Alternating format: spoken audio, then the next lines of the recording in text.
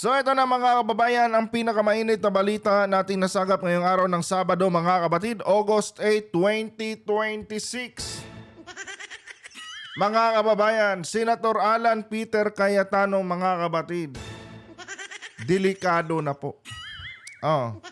At siguradong sasapitin din ni Cayetano mga kababayan ang kapalarang sinapit ng kanyang mga kaalyado at kaibigan tulad ni Marcoleta mga kapatid, ni Jinggoy Estrada, ni Mike Dipensor. Eto mga kapatid bago po ito mga kababayan. Ayon dito sa balita mga kapatid, 42 mga kababayan, tandaan niyo itong numero na ito. 42 po mga kapatid, no, na mga maanumalyang proyekto ang nadiskubre mga kababayan dyan po sa baluarte ni Senator Alan Peter Cayetano. Biruin niyo yan mga kapatid. 42 na maanumalyang proyekto ng gobyerno ang nadiskubre mga kababayan sa mismong syudad ng Taguig. Hindi pa kasali dyan mga kababayan Ito mga illegal na reclamation na ginagawa umano mga kapatid ng mga Cayetano, no, dyan po sa Taguig. Hindi lang pala ito corrupt. Land grabber pa mga kababayan. At ito po ang ating tatalakayin ngayon sa bidyong ito. Pero bago tayo magpatuloy mga kapatid, huwag kalimutang i-like yung ating video para i-share pa po ni YouTube sa iba pang hindi pa nakakapanood. Disclaimer lang mga kababayan, lahat po ng aking sasabihin dito ay personal ko lamang na opinion at reaction sa balitang ating tatalakayin ngayon. At hindi ko po kayo hinihikayat or pinipilit na paniwalaan lahat ng aking sinasabi dito. Kung agree kayo, good. Pag hindi naman, feel free to dislike this video. For context mga kapatid, eto na, panoorin muna natin itong balita po galing sa Bilyonaryo News Channel at bigyan po natin ng ating personal na opinion at reaksyon. Aabot umano sa 42 proyekto sa baluarte ni Senador Alan Peter Cayetano sa Taguig ang natukoy na questionable. 4 na po. To be exact mga kapatid, 42 po, yung nadiskubre. Kaya pala mga kababayan, ito lang kaya pala noong nanalong Senate President itong si Cayetano, yung kapatid kaagad niyang si Pia Cayetano mga kapatid, ang itinalaga niya bilang Blue Ribbon Committee chairman. Alam niyo kung bakit? Para mga kababayan, maproteksyonan itong tinatagong baho ni Cayetano dyan po sa Taguig. Kung mapapansin nyo mga kabatid, noong naging Senate President itong si Cayetano mga kababayan, mas pinapabura nila yung mga kasinungalingan mga kabatid ng 18 cargadores. Na ngayon po ay 14 na lang mga kababayan dahil yung 4 po, yun na nga mga kapatid, bumaliktad na. At inamin yung mga pinapagawa sa kanilang kasinungalingan ni Mike Dipensor. Kaya pala doon sila nagfo-focus mga kabatid para mailayo mga kababayan itong mga isyong anomalya sa syudad ng Taguig. Kaya pala hindi niya binigay sa iba niyang kasamahan. Kasi nga mga kabatid, baka pag binigay niya sa iba niyang kasamahan, medyo lumihis, yung investigasyon. Para masiguro ni Cayetano na safe yung kanilang baho dyan sa Taguig mga kabatid, si Pia Cayetano ang kanyang itinalaga. Tapos ang naging vice chairperson noon, kung di ako nagkakamali, ay sila Senator Rodante Marcoleta. At si Estrada yata kasali doon sa mga vice chairperson Biruin mo yung mga kinukuha niyang tawag nito vice chairperson mga kabatid sa Blue Ribbon may sangkot din sa mga anomalya. Yun pala mga kabatid. Ngayon ko lang talaga naintindihan kung bakit si Pia Cayetano yung kanyang pinili na maging chairperson ng Blue Ribbon Committee under sa kanyang pamumuno. Kasi nga mga kababayan, napakasangsang pala ng tinatagong baho ni Cayetano dyan sa Taguig. Kaya pala din mga kapatid, eto napagsama-sama ko lang kaya pala halos ayaw ng bitawan ni Cayetano yung pagiging Senate President. Kasi nga mga kababayan, siguro anticipated na ni Cayetano mga kapatid na kapag nawala sa kanya ang control ng Senado mga kapatid, paniguradong makakalkal na itong kanyang napakasangsang na baho. Siguro noong time na binabanatan ni Lacson si Marcoleta, kinakabahan na si Cayetano noon. Dahil panigurado mga kapatid, iisa-isahin sila ni Lacson. At yun na nga mga kapatid, ang mali lang talaga ni Cayetano dahil masyado siyang naging emosyonal sa pagkakulong ni Marcoleta. Yun yung dahilan nun Noong nakulong po si Marcoleta mga kababayan at itong si Jinggoy Estrada, doon na medyo na-depress itong si Cayetano. At sinusubukan na niya mga kapatid na gawa ng kung ano-anong issue itong si Lacson at si Tulfo.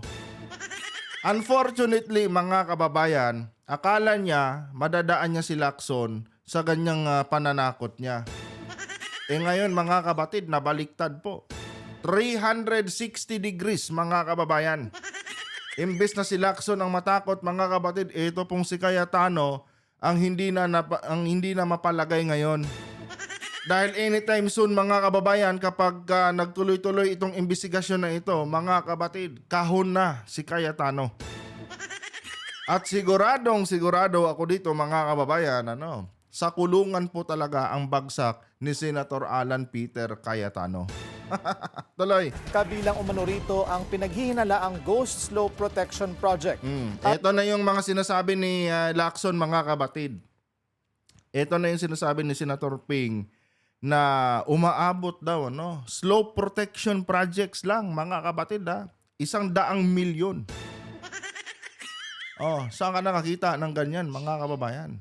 Slope protection projects, Ito yung mga parang mga drainage mga kapatid, Umabot po ng 100 milyon. Okay na lang sana kung ganun ang presyo kung natapos lang. Mga kababayan, ang problema po mga kapatid hindi pa po nasisimulan. Kung meron man nasimulan mga kapatid, hindi po natapos. Gumuho na mga kababayan. Biruin nyo mga kapatid kung gaano kakurap itong si Cayetano. Bakit si Cayetano yung pinagbibintangan natin? Siya po mga kapatid ang proponent nitong mga proyektong ito. Na sinasabing hinihingian di umano ni Cayetano ng 25% hanggang 33% mga kapatid na kickback. And eto mga kapatid nagsimula pa pala ito way back 2020. Inay ko po. 2020 pa ito mga kababayan nagsimula. Eto mga kapatid, dilinawin ko sa inyo. Itong balita na ito ay hindi po ito galing kay Senator Ping Lacson. Imbestigador yata ng Politico.com mga kababayan ang nagsiwalat nito na kung saan mga kapatid tugma doon di umano sa mga impormasyon na nakalap ni Senator Ping Lacson. Kaya itong si Alan Peter Cayetano, nako mga kababayan, bilang na ang araw ng senador na ito. Tuloy. At unauthorized reclamation sa ilang bahagi ng Laguna Lake. Unauthorized reclamation pa mga kapatid. Biruin nyo. Hindi lang mga palpak na proyekto ng flood control, mga kababayan, ang pinagkakakitaan ni Cayetano.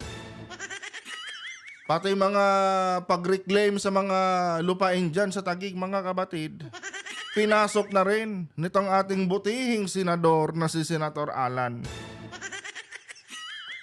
Gusto yatang sumunod sa yapak ng mga bilyar itong taong ito, mga kapatid.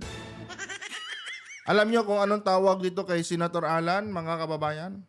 O ako ang tatanungin, mga kapatid, si Alan Peter Cayetano ang perfect example sa taong tinatawag na ganid. Ganid at makasarili. Dahil sa mga balitang ito mga kababayan, itong si Cayetano po mga kabatid, nadi-describe ko po siya bilang isang ganid at di ba? Desperadong klaseng politiko. Hayok sa kapangyarihan at pera mga kabatid. Yun po ang description ko dito kay Senator Alan Peter Cayetano. Base po dito mga kababayan sa mga balitang lumalabas ngayon.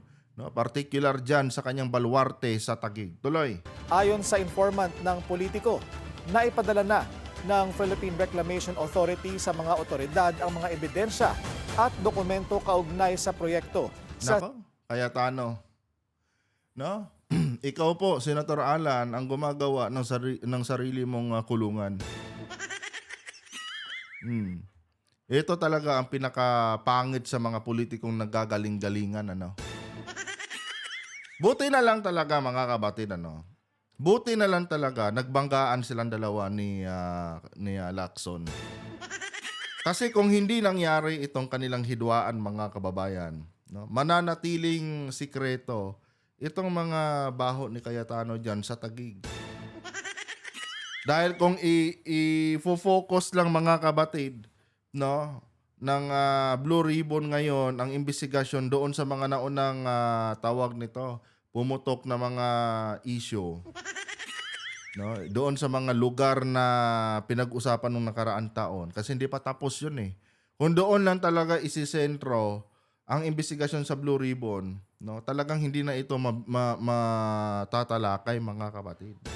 Kasi nga doon pa lang sa mga palpak na proyekto mga kapatid na natalakay noong Blue Ribbon sa panahon ni Senator Tito Soto, ang dami na nun. Talagang kukulangin ang 2026 hanggang 2027 mga kababayan na time frame para matapos yung investigasyon. Kasi mahaba ang proseso niyan mga kapatid At itong mga baho ni Cayetano, hindi na talaga ito matatalakay. Buti na lang itong si Cayetano, inunahan niya si Lacson. Kasi mga kabatid, napakatindi po nito. Nasa NCR lang po ang Taguig mga kababayan. Nakakarating na sila sa iba't ibang mga probinsya, hanggang doon na yung inabot ng investigasyon. Yun pala, meron din pala diyang nakatagong anomalya sa mga proyekto ng gobyerno sa mismong syudad ni Cayetano. Nasa NCR lang din ang Senado mga kabatid. Tapos itong kay Cayetano, itong mga bahong ito ni Cayetano, hindi pa nabubuksan. Siguro masasabi kong blessings in disguise mga kabatid. Itong nangyaring hidwaan ni Cayetano at ni Lacson. Dahil dito mga kababayan, ang mga politikong tulad ni Cayetano mga kabatid na mapagkunwari at mapagbalat kayo ay naihayag po mga kababayan ang katiwalian sa publiko. Yun po yun talaga mga kabatid. Tuloy. Sa mga otoridad ang mga ebidensya at dokumento kaugnay sa proyekto sa C6 Laguna Lake area. Inaasahan ding ipapasa ang mga ito sa Office of the Ombudsman para sa posibleng paghahain ng kaso. Ito na. 42 na mga maanomalyang proyekto, isama pang illegal reclamation. Senator Alan, makakalaya ka pa kaya nito? Makakalaya ka pa kaya nito, Senator? Sandamakmak na malversation of public funds and tawag dito, plunder. At land grabbing, ang kasong kakaharapin ni Lacson ni Cayetano dito mga kapatid. Ay ang alam mga kababayan pagka umandar na naman itong sakit ng ating sandigan, baka masayang lang din mga kabatid itong mga ginawang investigasyon na ito. Dito ako nangangamba 'di ba? Tulad ngayon, excited tayo mga kabatid na lumabas ang tawag nito, lumabas yung investigasyon. No? Lumabas yung resulta ng investigasyon. Tapos later on, mga kababayan, no? Tatablahin lang pala tayo ng Sandigang Bayan. Oh. Kasi itong si Senator Alan, mga kapatid, tandaan nyo ha, hindi po basta-bastang tao yan. Oh, sandamakmak ang connection yan, mga kapatid. At kung nagawa ni Revilla, no, na tawag dito, tablahin ang Sandigang Bayan, I'm very sure, mga kapatid, na kaya din itong gawin ni Senator Alan. Ito pa, mga kababayan.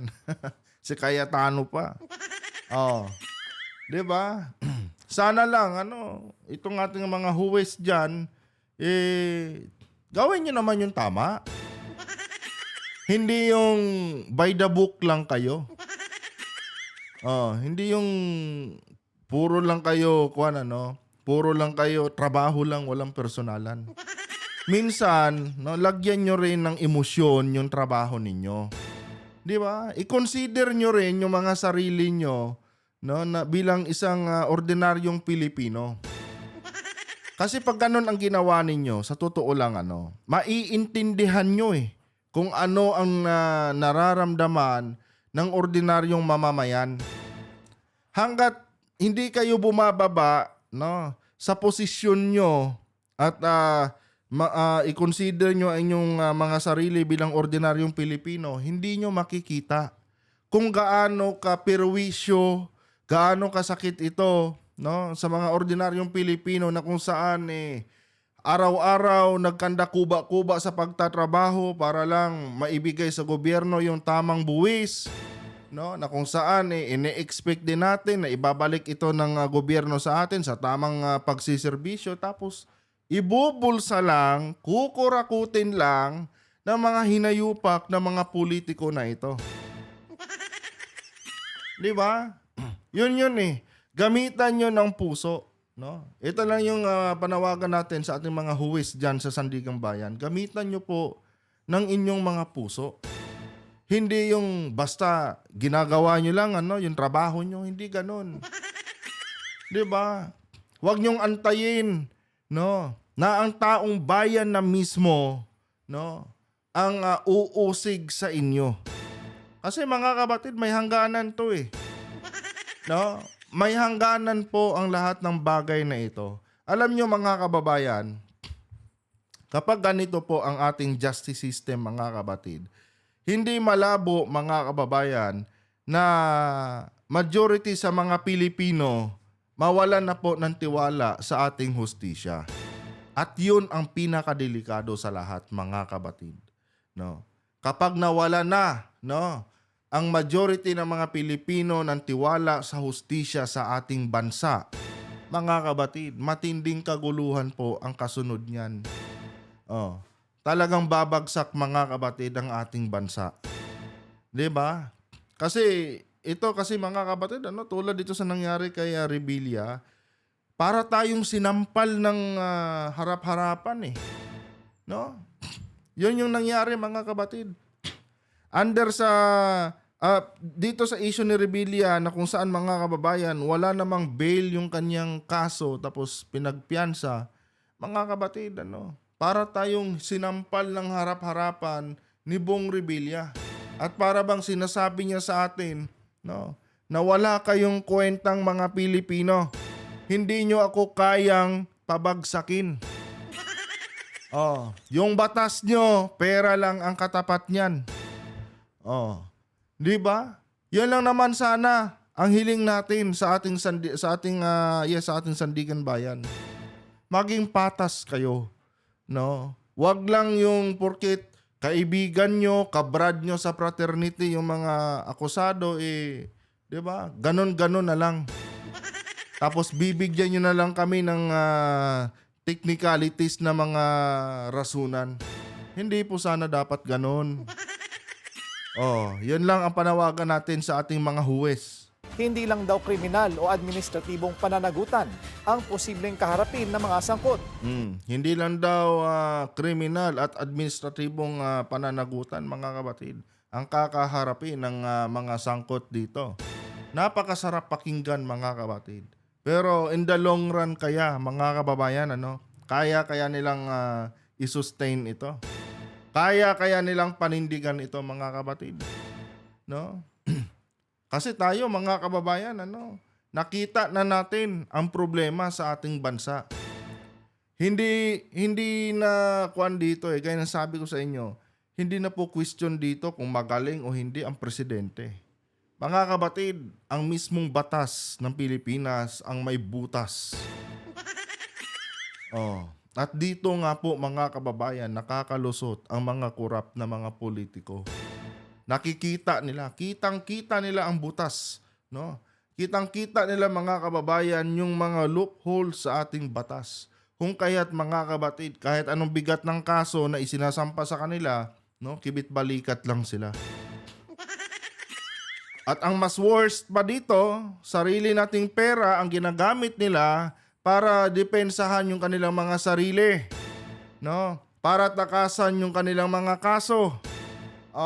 Sariling pera ng mga Pilipino, mga kabatid, ang nilulustay ng mga korap, no, para palayain ang kanilang mga sarili, mga kababayan, sa mga kasong inihain or isinampa laban sa kanila. Gisang-gisa tayo, mga kabatid, sa sarili nating mantika. Kahit sandamakmak pa yung kaso na yan na isasampa nyo dyan, no, sa mga sangkot dyan, kung yung ating batas mismo hindi umaayon sa nakararami sa ating mga Pilipino, wala. Nga. Pinag-aaralan din umano ng pamahalaan kung maaaring ma-forfeit pabor sa Estado ang mga lupang sumailalim sa reclamation ng walang pahintulot. Dapat lang. Di ba? Dapat talagang i-forfeit yan, no? At ibalik sa taong bayan. Hindi naman porkit na bayaran na yan sa kanila na. Di ba? Regardless kung pumayag, no? Yung mga tawag nito, yung mga nasasakupan ng mga lupain na yan na inangkin, no, nitong mga sugapa na mga politikong ito, kahit sabihin natin pumirma pa sila, pumayag pa sila, no, dapat pa rin i-forfeit yan at ibalik yan sa gobyerno. 'Di ba? Galing sa illegal yan alangan naman, papalagpasin pa natin. Alangan naman, ipaubayan na lang natin dito sa mga gahaman na ito. 'Di ba, mga kapatid? Dapat yan, bawiin talaga ng gobyerno. Lahat ng galing sa illegal, ibalik sa kaban ng bayan. Kung pwede lang, mga kapatid, ngayon na, no? I-freeze ang mga asset nitong mga kasamahan ni Cayetano dyan sa Taguig. Kung pwede lang sana ganun, mga kapatid, nang sa ganun hindi nila magamit, no, yung pera ng taong bayan na kanilang ibinulsa. Yun lang naman sana noon pa, no. Nung way back 2025, yun na po ang lagi kong sinasabi, i-forfeit, no, i-freeze, mga kapatid, yung mga assets ng mga nasasangkot sa anomalyang ito. Nang sa ganun, mga kababayan, no, hindi naman masyadong gisang-gisa na ang ordinaryong mga Pilipino sa sarili nilang mantika. Biruin nyo, sarili nating pera, mga kabatid, binulsa nila tapos gagamitin nila laban lang din sa atin. Di ba? Ganon tayo ginagago ng mga ito. Sorry for the word, mga kabatid, pero yun talaga kailangan nating mag-real talk na dito, mga kababayan, dahil hindi na po biro yung nangyayari sa ating bansa. Biruin nyo, Nobel na kaso na kapagpiyansa. Inay ko po. Isa ang impormasyong ito sa sinasabing magpapatibay sa mga pahayag ni Senador Panfilo Ping Lacson. Itong mga kaso na ito, isa daw to sa magpapatibay, mga kapatid, sa mga ginawa ni Lacson. Ibig sabihin, may katotohanan talaga. Tapos itong si Dodong Alan, deny pa. Pero ito, mga kababayan, napapansin nyo ba nitong mga nagdaang araw, mga kapatid? Hindi na nagbablog itong si Senator Alan Peter Cayetano. Na burnout na yata, mga kababayan. Alam niyo, sa totoo lang mga kabatid, no? Akala nyo sarap buhay kami mga vlogger dahil may kita sa YouTube. Sa totoo lang mga kababayan, nabu-burnout din kami. Kaya nga ako minsan mga kapatid, nung mga nakaraang buwan, no, nung nakaraang taon, minsan mga kababayan, inaabot ako ng 2 buwan na hindi nagbablog eh. Kasi minsan nakaka-burnout talaga. No? Lalo na't yung issue na tinatalakay mo is paulit-ulit na lang, halos paulit-ulit na lang din yung sinasabi namin dito, 'di ba? Parang wala ka lang natututunan dahil mga kapatid, isang issue pa lang talagang hindi matapos-tapos. Kaya kami, no, I don't know sa ibang mga content creators, no, na nandito sa iba't ibang social media platform na nagba-vlog, no. Pero ako kasi, experience ko yan eh. Yung ma-burnout ka. Regardless kung gaano kalaki yung kinikita mo. Oh. Regardless mga kabatid, kung kumikita ka dyan ng 5 to 6 digit a month, no? Darating ka talaga sa punto na para bang mabu-burnout ka. Dahil halos wala nang katapusan. Halos paulit-ulit na lang yung sinasabi mo araw-araw. Dahil nga mga kababayan, yung issue na tinatalakay mo, ganun pa rin. Iba-iba lang yung karakter mga kabatid. Oh, pero the same issue, the same kaso, mga kababayan. Tingnan nyo, si Jinggoy, si Estrada, no? Ito ngayon, si Ligarda. Tingnan nyo, anong kaso na pwedeng kaharapin nila? Graft and corruption, malversation of public funds. Pare-parehas lang mga kapatid. Eto din si Senator Alan, ganon din mga kababayan. Ang posibleng kasong kakaharapin nito. Paulit-ulit yung issue mga kapatid, iba't ibang karakter lang. Ito si Senator Alan, ang bilis namang nagsawa. Ang bilis mo namang na-burnout, Senator. Sawa ka na? Uubos na yung bala mo. Di ba? Dalawa lang yan. Sawa na siya o ubos na yung bala niya? Pag ubos na ang bala, suko na. Di ba? Huwag nang magmatigas pa. Ganun lang kasimple yan eh. Sa umano'y higit 14 billion pesos na maanumalyang proyekto sa Taguig Ano daw? na sa umano sabing reclamation ng walang pahintulot. Isa ang impormasyong ito sa sinasabing magpapatibay sa mga pahayag ni Senador Panfilo Ping Lacson sa umano'y higit 14 billion pesos. 14 billion pesos mga kabatid.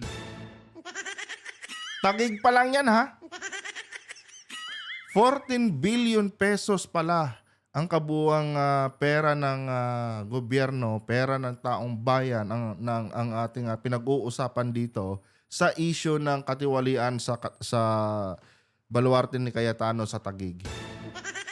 Inahi ko po, mga kababayan, ang laking pera pala niyan. Simula pa daw ito noong 2020, mga kabatid, hanggang ngayon, 2026. Yung 6.7 billion, mga kababayan, yun na po yata yung pinakamalaking nakulimbat. Hindi naman nakulimbat, siningit. Siningit lang ni Cayetano. Para sa kanyang baluarte dyan sa Taguig. Biruin nyo yan, Ang laking pera pala nito mga kabatid. No? Taguig pa lang yan ha. Taguig pa lang yan mga kabatid. Tulot. Isa ang impormasyong ito sa sinasabing magpapatibay sa mga pahayag ni Senador Panfilo Ping Lacson sa umano'y higit 14 billion pesos na maanumalyang proyekto sa Taguig na pinondohan mula 2020 hanggang 2025. Pumaldo pala si Senator Alan. Pumaldo siya sa panahon ni Tatay Diggs. 2020 pa daw mga kabatid eh. Yung binulgar ni Lacson ng mga nakaraang linggo, 2025 GAA lang yon. I mean, galing lang yun sa 2025 GAA na isiningit ni Senator ni Senator Alan Cayetano. Na siya namang tinutuligsa nila.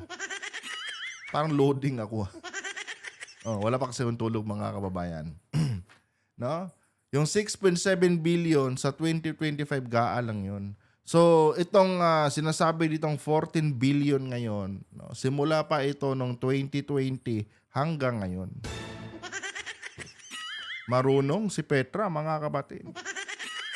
Kanina ko lang talaga naisip, kaya pala si Cayetano, no?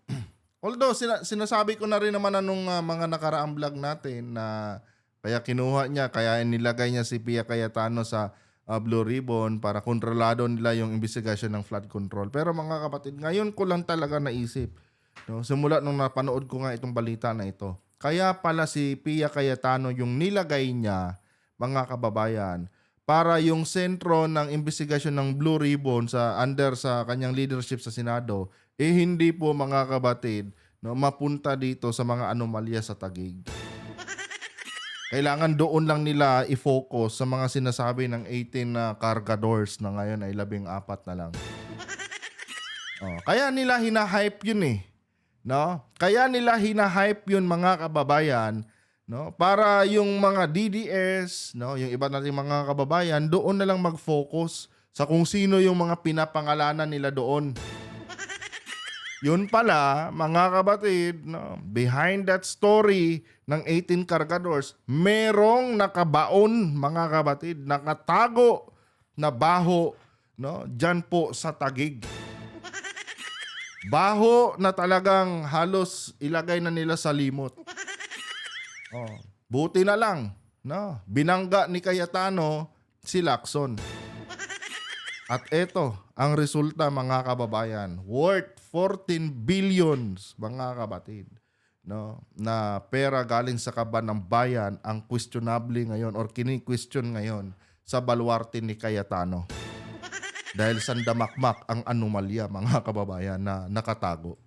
Manatiling nakatutok sa So yun lang, mga kababayan, maraming salamat po sa inyong pagantabay, mga kabatid. Uulitin ko, lahat ng aking sinasabi dito, mga kababayan, ay personal ko lamang po itong opinyon at hindi ito sumasalamin sa opinyon ng mga eksperto, mga kabatid. Hindi ko rin po kayo hinihikayat na paniwalaan itong aking mga sinasabi dito, mga kabatid. Dahil personal assessment ko nga lang ito sa balita na ating tinalakay ngayon. Kung agree kayo, wala namang problema doon, no? I-like nyo po yung ating video. Pag agree kayo sa akin, ibig sabihin, pareho po tayo ng iniisip, mga kababayan. Kung disagree kayo, feel free to dislike this video. Nire-respeto po natin ang bawat opinion ng bawat isa sa atin, mga kapatid. Dahil meron nga tayong tinatawag na lintik na demokrasya. Na ito din yung dahilan kung bakit yung mga nakakulong na nakakalabas pa rin. Andito na lang, mga kababayan. Adios, mga kapatid.